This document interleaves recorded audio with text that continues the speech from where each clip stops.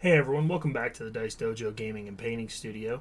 Today I'm going to be taking a look at Luke Cage and Iron Fist, Marvel Crisis Protocol, CP number 49. Pretty excited for this release. Didn't know a ton about these characters until their debut on the Netflix series. Honestly, a little lackluster. I loved Luke Cage, Iron Fist, not so much. That series was honestly pretty bad, kind of a low point for me. But these guys are pretty cool. I tend to like aggressive characters, so that gives me some hope in regards to that. So let's take a look at the assembly. You got basic torso build. Your legs are going to snap together. Just make sure you get a good fit on those anytime. You've got your torso and arm, everything feeding in. Now the one weird point here is this: his right arm, as you can see. His right arm there is going to all tie into this fist that's going through. That's going to be his point of contact, and then as it feeds in, it's going to hold him up there. I don't know. That looks kind of like a little bit more of the Storm type thing. We'll see how it actually works out. I will say model-wise, at first I was kind of on Luke Cage. He's kind of got that confident arm thing posed. But overall, I think it looks pretty good. I like the sense of weight that he's got from stepping on this. Kind of reminds me of Kingpin, which actually ended up being one of my favorite sculpts in the game. If we take a look at the models themselves, Luke Cage, pretty simple. Going to be pretty easy to go together here. Iron Fist, you've got, this is pretty thin and spindly. Also, the piece on his head is going to be a little thin and spindly there. So just be careful with a few of these. Looks like pretty breakable. Don't see a lot of pressure being allowed on these pieces, so just be careful when we're getting them together. Okay, let's take a look at the cards. So we will start with Luke Cage. So we're looking at 6 health, speed medium, size 2. I was interested to see if they do a 2 or a 3 with him. Size 2, threat cost is 3, so pretty good amount of health for threat cost 3. 4 physical defense, 3 energy, 3 mystic defense, so I'm liking the defense 4 on a 3 cost character. Power Man Punch, this is going to be his builder, range 2, 5 dice. Physical attack, you gain power equal to damage dealt. If you get to Swirl, we've got Stagger. After it's resolved, target gains a Stagger condition, so that's pretty nice. 5 dice, got a little bit of a chance of doing that. Put him in the right reroll team faction, that could get pretty good. Of course, we've got Sweet Christmas, how awesome is that? Range 3, 7 dice, pretty solid attack, 4 power, but we're putting some, putting some cost into it. 7 dice, physical. On a swirl, you're getting a throw. Character size 3 or less, so he's throwing anybody, but like the Hulk, can be thrown short. After it's resolved, target character gains a slow and stun condition, so not too bad. 4 is pricey, but it's not one of those like 6 hitters, so it's doable. You can work this into a game for sure. We're looking at Street Fighter. This is going to be his throw. Choose an interactive terrain feature, size 2 or less within 2, and throw it short. So 2 cost power, he can throw. It's only terrain, but it's a fairly expensive throw. And he's also potentially got ability to throw there off Sweet Christmas. Then we're looking at 2 dangerous to ignore. Enemy characters within 2 of him. Cannot target another ally character with an attack. This character may use a superpower. Character becomes a target. So he's going to bodyguard effectively whenever an enemy character within 2 of him. So he has kind of a weird, like, auto just target me. It's kind of can't ignore the big guy. Breakable Skin. This character would suffer damage. Reduce amount of damage suffered 1 to a minimum of 1. Also immunity to bleed.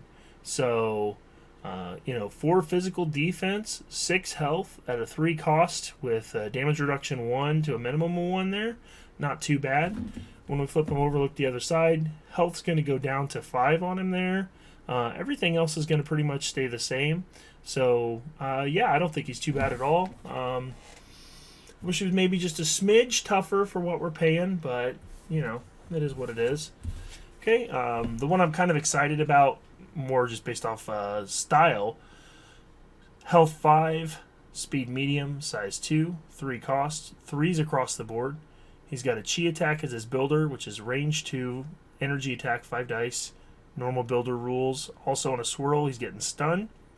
Flying kick, which is range 3, 4 dice, no power cost. After this attack is resolved, the character gains 1 power, so it's a flat 1 power gain. After it's resolved, you can place him within 1 of the target. So you're getting some maneuverability, physical, gaining 1 power. Don't have the power. It's not a builder though, but it's not too bad. Range 3, so that's pretty good. So you can range 3 in, pop in 1 inch on the other side. Good amount of movement.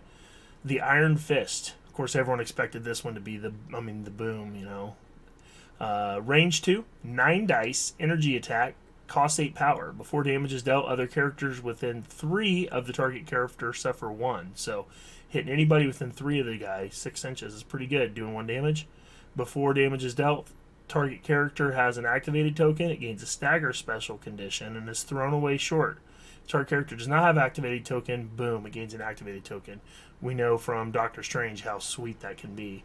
I recently had an event where that definitely swung the game in my favor. I just shut somebody down using the Doctor Strange to put a token on him. It was pretty sweet. We've got Immortal Weapon. During the power phase, character gains an additional power. So 2 power per turn on a 3-cost character. I like that. Master Martial Artist. When this character is defending against physical or energy attacks from within range 3, character adds blanks. So it's your typical kind of martial artist thing. Range 3 though, so that's pretty nice. When we flip him over on the back, he's staying at his 5 health. He's keeping all those abilities in place. Nothing significantly changes there. Okay, nothing fancy that came with the set. We've got a couple more what I use as the stun markers, checks for units activated, dazed markers, and these are I use them as slowed. I don't know what the official ones are. I haven't really seen a great guide for that. So we've got Heroes for Hire. Okay. When an allied character is targeted by an attack and is within 3 of an allied Luke Cage or an allied Iron Fist, the character may spend 2 to play his card. Place an allied Iron Fist or Luke Cage within 3 of the allied character, within 1 of the allied character.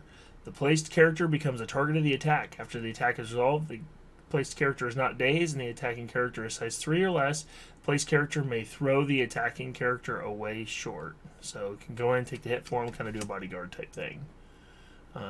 Kunlun Training, unaffiliated, also so was the first one. Reactive, when an allied character is attacking or defending before the calculate success failure step at the end of the modified dice step of the attack, it may spend 4 to play his card. Reroll all of the attack dice.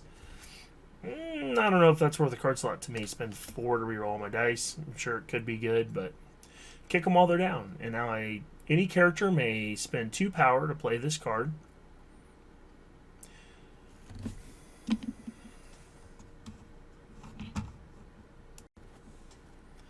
Kick them while they're down. Unaffiliated. Any character may spend 2 to play this card. Choose an enemy character. When targeting chosen character with an attack this round, allied characters may reroll 1 attack die for each special condition chosen character has.